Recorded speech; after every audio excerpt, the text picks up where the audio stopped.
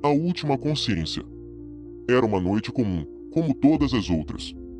Uma caneca de café ao meu lado, um caderno diante dos meus olhos e uma caneta com que escrevia um poema, ou tão só versos perdidos com sentidos distintos. Não sabia com exatidão, mas a tinta da caneta era presa no papel. Terminando o último verso, ocorreu um apagão. Levantei-me para olhar a rua pela janela e percebi que o apagão afetara a rua toda, talvez o bairro inteiro. Fui até a cozinha, encostando na parede, peguei uma vela e acendi com um fósforo. Voltei à minha mesa, e a chama da vela se apagou, parecendo ter sido assoprada por alguém. Olhei ao redor e nada podia ver. Cheirei o ar e nada sentia. Instantaneamente, meu corpo se arrepiou e os batimentos do meu coração aceleraram. Eu morava sozinho, e as portas e janelas estavam trancadas. Uma assombração. Foi a primeira coisa que veio à minha mente. A sensação era pior do que se eu tivesse acabado de assistir a um filme de terror. Respirei fundo, abri a gaveta embaixo da mesa e peguei uma faca. Apareça! Gritei, apontando a faca para todos os lados possíveis. Sem barulho algum, comecei a achar que era algo da minha cabeça. Isso não seria a primeira vez, quando se vive muito tempo sozinho. Você acaba vendo, ouvindo e sentindo coisas que nem sequer existem. Minha mente talvez não fosse muito confiável. Mesmo assim, aquela situação ficou em mim, e decidi sair de casa para tomar um ar fresco. Ao abrir a porta, observei ao redor e não havia nada. Nenhuma casa estava onde deveria estar, somente a minha, no meio do nada. O céu estava estrelado, e aquilo me deixou espantado. Só podia ser um sonho, ou talvez eu simplesmente não estivesse mais entre os vivos.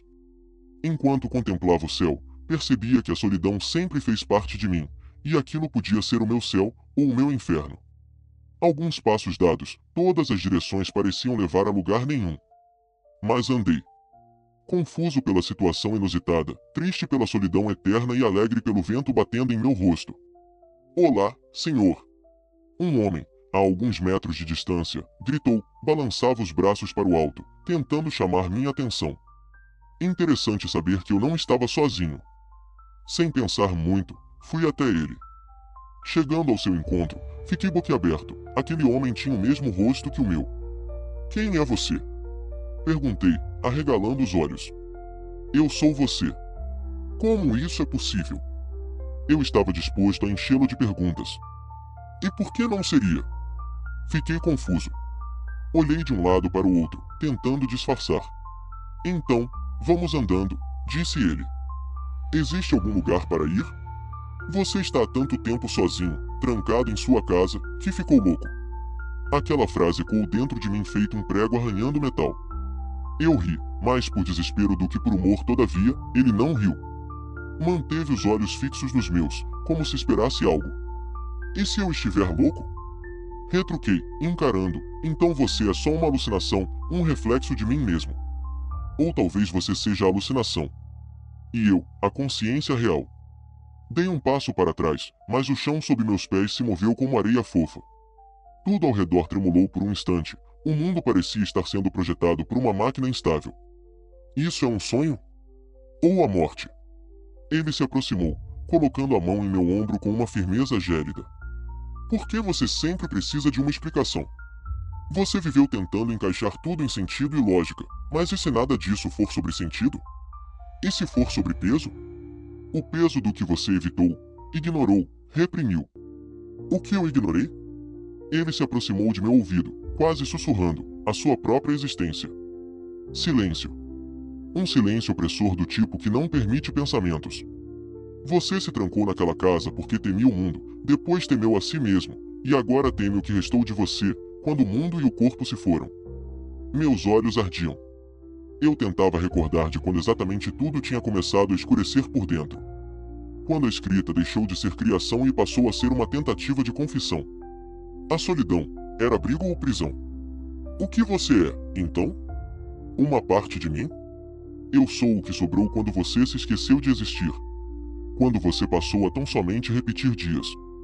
Escrever palavras que não sentia. Comer sem gosto. Dormir sem sonho. Eu sou o que restou do que um dia foi você.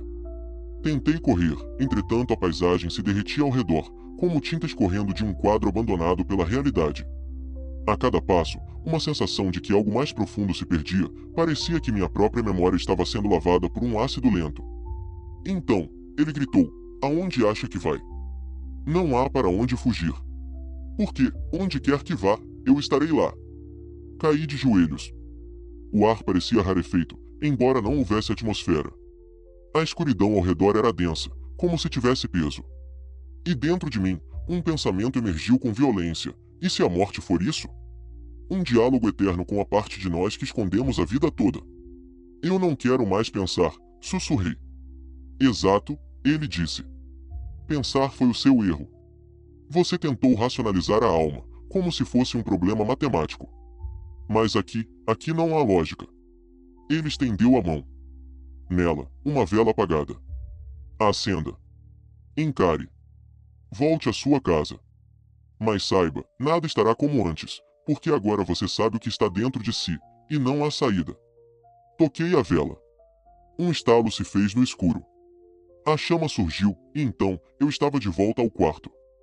A vela tremia. O café esfriava. O poema no caderno agora tinha versos que eu não lembrava de ter escrito. Versos sobre ecos, sobre reflexos, sobre vultos escondidos em pensamentos. Na cadeira oposta a mim estava ele. Ainda sorrindo. Mas os olhos dele estavam vazios. Ele me observava com aqueles olhos opacos, vazios feito poços que não têm fundo. A chama da vela dançava lentamente, lançando sombras longas e errantes pelas paredes. Mas algo estava errado, muito errado. A mesa não era a mesma. As bordas estavam cheias de sulcos profundos, como se unhas tivessem sido cravadas nela repetidas vezes. O caderno à minha frente tremia levemente, como se respirasse. E os versos, aqueles versos, se multiplicavam sozinhos, letra por letra, arranhando o papel. Sou o que restou de você, agora hábito que você chama de ser. Engoli em seco. Levantei-me de súbito, derrubando a cadeira. O som não reverberou. Nenhum som reverberava mais. O ar estava espesso, preso, e cada movimento que eu fazia parecia exigir mais esforço. Olhei para a porta da frente. Fechada. Sem tranca. Todavia, atrás dela, só havia escuridão. Não a escuridão natural da noite, era um preto denso, feito tinta crua, imóvel, viva. Não há saída, disse ele. Ainda sentado. Ainda sorrindo. Isso é um pesadelo, tentei convencer a mim mesmo. Sonhos têm fim. Fui até a janela. Mas não havia rua. Nem bairro. Nem estrelas. A casa inteira parecia suspensa num vazio, como uma bolha de realidade desgastada. O que você quer de mim? Perguntei, a voz falhando.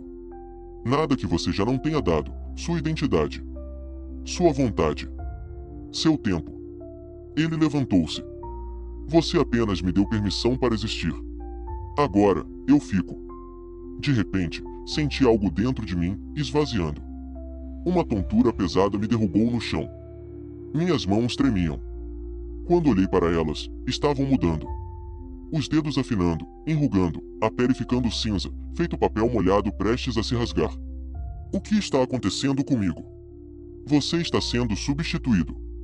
Isso acontece com quem passa tempo demais consigo mesmo. O eu se divide. Um observa. O outro definha.